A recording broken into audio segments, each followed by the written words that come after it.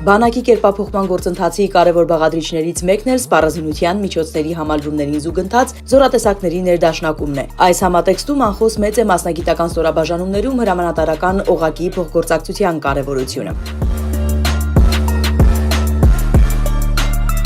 Այսօր գործնական պարապմունքներ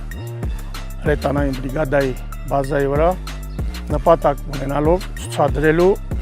հաշվի առնելով ժամանակակից պատերազմների փորձը նոր մշակված մարտավարությունը եւ մարտական աշխատանքը միանման մոտեցումներ սպայակազմի մոտ ձևավորելու,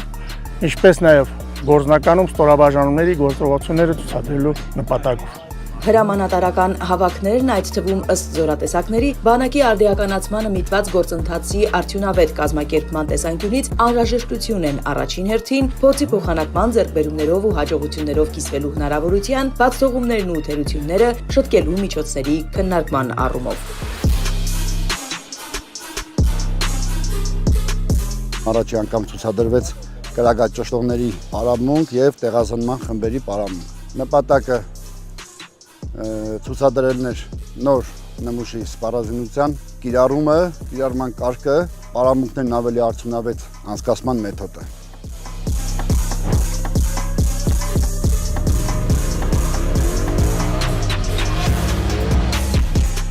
Ընդգծելով, որ վերջին տարիներին զգալի առաջընթաց է արձանագրվում զինված ուժերի հրթիռային զորքերի եւ հրետանու ավտոմատ կառավարման համակարգերի ներդրման աշխատանքներում, միևնույն ժամանակ արձանագրենք, որ նորագույն տեխնոլոգիաների կիրառումը նոր հնարավորություններ է ընձեռում զորքերի ներդաշնակման եւ արդյունավետ փոխգործակցության միջոցով մարտավարական նոր մոտեցումներ մշակելու, հմտություններ զարգացնելու եւ պայմանական մարտի պարագայում ըստ անհրաժեշտության կիրառելու տեսանկյունից։ Միևնույն ժամանակ առաջ բերելով նոր կրթական մարտահրավերներ։